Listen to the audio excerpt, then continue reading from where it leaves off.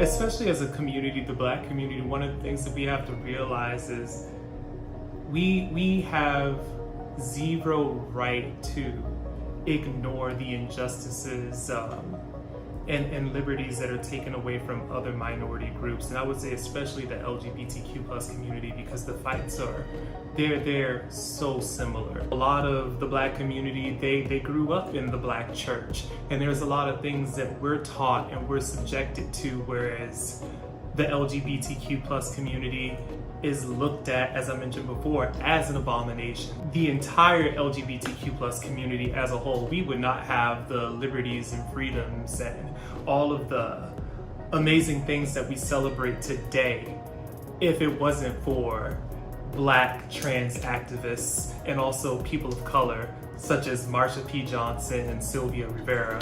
Them basically being the pioneers, the bravery of standing up and fighting at Stonewall and fighting for just the opportunity to exist in those same spaces as heteronormative, male, homosexual, white men.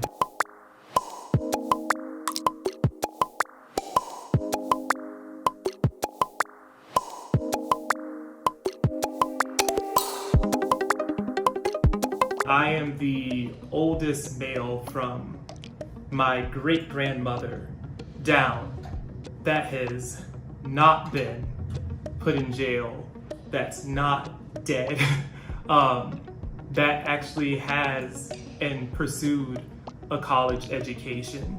And so for me, it's just been something that I've been fighting for and overcoming my entire life, because I had examples before me of what to do and kind of what not to do. No, sorry. It makes me a little emotional. And so just building upon that, there's the pros, but then also there's the con, because police brutality, especially its impact and effect on the Black community, we were raised, the entire community, to basically fear the police.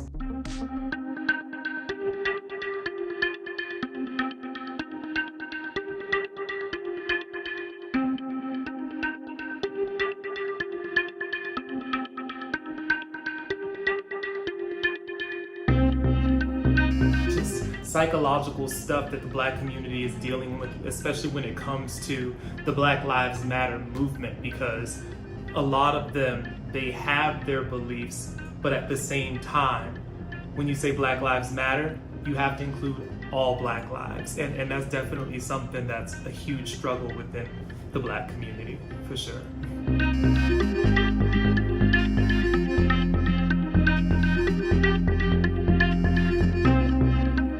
We suffer the same thing and have suffered the same thing as a community as well. Police brutality, systemic racism or systemic discrimination, and yeah, there's just so many parallels and commonalities. So I really think it's a time to have those type of conversations so we could really come together and be solid and move forward in this fight.